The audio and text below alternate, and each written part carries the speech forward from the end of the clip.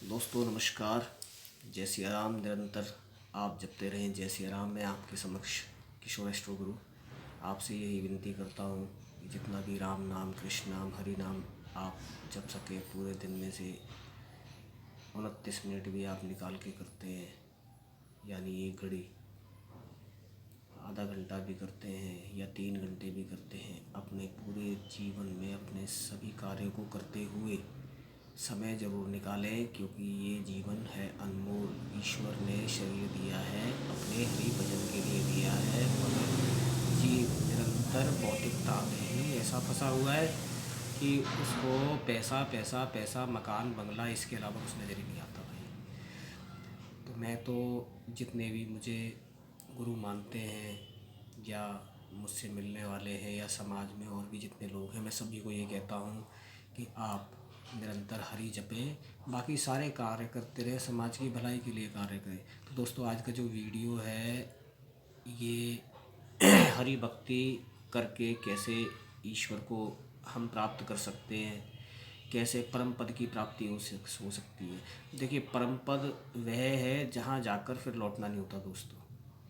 जीव जन्म मृत्यु के चक्र से छूट जाता है, उसका पुनर्जन्म भी नहीं होता। फिर ब्रह्मज्ञानी योगी के लिए संसार का बंधन कुछ भी नहीं है, वह तो तिनके के समान है। जब मनुष्य ईश्वर, जीव और प्रकृति को ही ब्रह्मरूप समझ लेता है, यानी उसके आसपास सामने वाला कोई बंदा आया, उसमें भी उसे ईश्वर महसूस अनुभव होता है।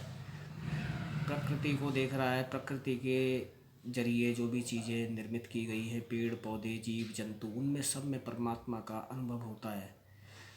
तो आप ये समझ लें कि वह व्यक्ति ब्रह्म रूप ही हो गया है, तब उसके लिए कोई बंधन शेष नहीं रह जाता, कोई रुकावट नहीं है। प्रकृति तो नाशवान है, जबकि उसका भोक्ता अविनाशी है। केवल ब्रह्म ही उस नाशवान प्रकृति और अविनाशी आत्मा को अपने अधीन रखते हैं, है ना। उन्हीं में अपने मन का योग करके निरंतर चिंतन यदि व्यक्ति करता है, जीव करता है, तो साधक को उन्हीं के भाव की प्राप्ति हो जाती है, अर्थात साधक ब्रह्म रूप ही हो जाता है।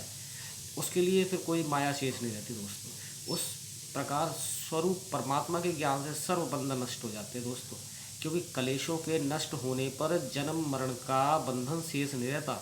क्योंकि ब्रह्मज्ञानी पुरुष देह का नाश होने के पश्चात तीसरे लोक में भी अनासक्त रहकर शुद्ध एवं पूर्ण काम रहता है। जब योग अभ्यास के द्वारा मन विषय भोगों से दूर होकर परमात्मा में लग जाता है, तब योगी काल और मृत्यु को विजय करके जन्म मरण को भी वश में कर लेता है। यह कर्म मोक्ष की सीढ़ी है। आप इस बात को समझें, आपके लिए बड़ी ही ज्ञान की बातें हैं, और यही काल की वचना भी है ना। मन को विषय भोगों से दूर करने पर ही उसे ईश्वर की ओर लगाया जा सकता है, क्योंकि जो वासना और तृष्णा में जितना डूबा रहेगा, जो भौतिकता में जितना लगा रहेगा, हाय स्त्री, हाय बच्चे, हाय मकान, हाय बिजनेस, हाय पैसा, तो जितना उसमें डूबा रहेगा उतना ही उसका मन ईश्वर में लगेगा ही। इसलिए सभी शास्त्रों में मन को सांसारिक आकर्षणों एवं प्रलोभनों से रोकने का निर्देश दिया गया है। जीव और ब्रह्म में भेद न देखना ही ज्ञान है दोस्तों। मन को विषयों से दूर करना ध्यान है, और मन के मैल को त्यागना, स्थान तथा इंद्रियों को वश में करना ही पवित्रता है। जिनके मन वाणी में पवित्रता है और जो सदा दोष रहित है, वे मनुष्य ही वेदांत का श्रवण करके उसका पूर्ण फल प्राप्त करते हैं, क्योंकि मन ही मनुष्यों के बंधन मोक्ष का कारण है। यदि आपने सुना होगा कि माया मरी ना मन मरा, मर मर गया शरीर, है ना, आपने सुना होगा। तो मन का मरना, इच्छाओं का मर जाना, जीते जी शरीर त्यागने से पहले इच्छाओं का मर जाना, कामनाओं का खत्म हो जाना, यही परम पद की प्राप्ति है। अब देखिए, वे मनुष्य ही वेदांत का श्रवण करके उसका पूर्ण फल प्राप्त करते हैं। जो मनुष्य मन की इच्छाओं का त्याग कर देते हैं, मनुष्यों के बंधन मोक्ष का कारण जो है वो मन का मरना है। जो मन विषयों में आसक्त होगा वह बंधन और विषयों में विमुख वह मोक्ष का कारण होगा। सज्जनों और ज्ञानी पुरुषों के लिए वेद एक कल्पतरु के समान है, इच्छित फल प्रदान करने वाले। सज्जनों और ज्ञानियों का इच्छित फल कोई विषय वासना नहीं हो सकता, बल्कि ब्रह्म ज्ञान ही हो सकता है। वेद ईश्वरीय ज्ञान का भंडार है, इसलिए कहा गया है कि वेद का आप अनुसरण जरूर करें। संसार में जितना भी ज्ञान, विज्ञान, विद्या, कला दिखाई देती है, उन सभी का मूल वेदों में विद्वान है। विद्वानों ने ऋग्वेद को ज्ञान, यजुर्वेद को कर्म, सामवेद को उपासना, अथर्ववेद को अध्यात्म का विवेचन माना है ना। ऋग्वेद, यजुर्वेद, सामवेद तथा अथर्ववेद चारों वेद एक ही ईश्वर ज्ञान से प्रादुर्भूत है, उसमें किसी प्रकार का भेदभाव अथवा अंतर नहीं है।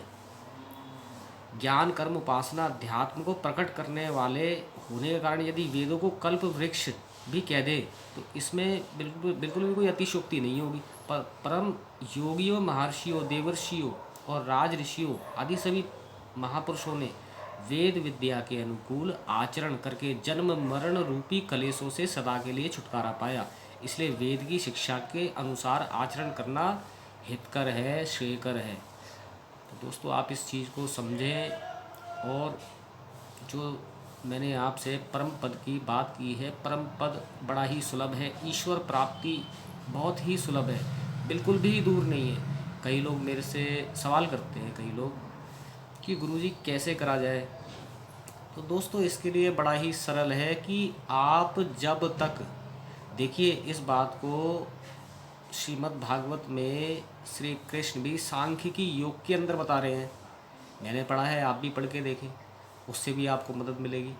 लेकिन आप इस बात को ज़रूर समझ लें कि निरंतर श्री गुरु को समर्पित होते हुए गुरु के बताए रास्ते पर आप इस क्रिया को दोहराते चले जाएंगे, निरंतर अभ्यास करेंगे, तो आप क्या देखेंगे कि स्वर का ज्ञान आपको होना शुरू हो गया। नाड़ियों का आपको ज्ञान सिर्फ किताबी तौर पे नहीं होगा, आपको खुद अनुभव होगा। जब नाड़ियाँ आपकी जागृत होनी शुरू होंगी, मूलाधार आपका जागृत होगा, है, स्वादिष्ठान जागृत होगा, फिर मणिपुर जागृत होगा, आपका हृदय चक्र जागृत हो जाएगा, विशुद्धि जागृत होगा, अनहत जागृत होगा।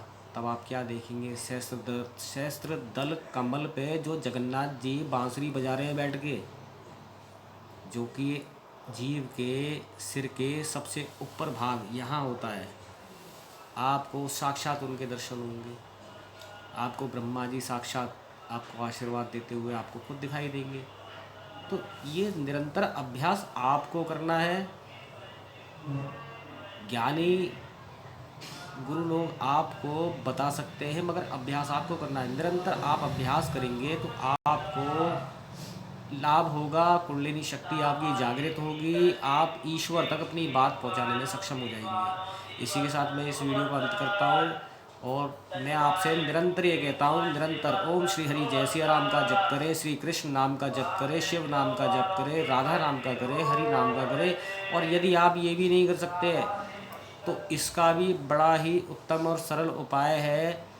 आपका जो गुरु आपको राम नाम का जप देता है और आपको निरंतर गाइड करता, आप उसके चरण पकड़ ले और आप जय गुरुदेव ही करना शुरू कर दे, तब भी परमात्मा व पूर्ण पार ब्रह्म आप पे कृपा करेगा। हमने देखा है, जो गुरु के श्री चरणों की सेवा करता है, गुरु को समर्पित हो जाता है, तब भी वो परमात्मा उस पर पूर्ण कृपा करके दर्शन देता है, मनोवांछित लाभ देता है, जन्म मरण के चक्र से मुक्त कर परम पद की प्राप्ति कराता है। ये सत्य है। तो दोस्तों, आज की वीडियो यहीं तक। आपको मैं निरंतर कहूँगा, ओम श्री हरि जय सिया राम का जप करे जप करे जप करे। समय को बिल्कुल व्यर्थ ना जाने दें। ये जीवन है बहुत ही अनमोल, एक एक सांस पर आप निरंतर जप करें। और ज़्यादा जानकारी के लिए आप हमारे से पूछ भी सकते हैं, मिल भी सकते हैं। कमेंट बॉक्स में लाइक करें, शेयर करें, सब्सक्राइब करें। ठीक है दोस्तों, जिससे कि मैं नई नई ऐसी ज्ञान की बातें आपके समक्ष रखूं, जिससे आपको लाभ हो, जनमानस को लाभ हो। वो ये समझ सकें कि वो कौन है, कहाँ से आए, कहाँ जाएंगे और करने क्या आए हैं। ठीक है, इसी के साथ मैं आपसे विदा लेता हूँ। मैं किशोर एस्ट्रो गुरु। जय सिया राम, जय सिया राम। ओम श्री हरि बोल। जय जय सीताराम। हरि बोल।